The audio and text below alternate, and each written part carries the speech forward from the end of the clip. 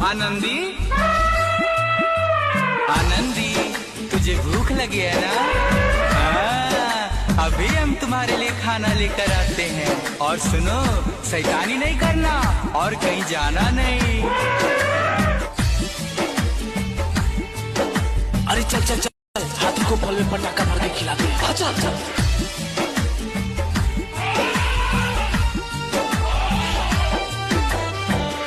आनंदी, आनंदी, आनंदी! भाई भाई, आपने मेरे आनंदी को देखा है क्या? आनंदी? कौन आनंदी? अरे मेरा हाथी। हाँ हाँ, एक हाथी इधर गया है।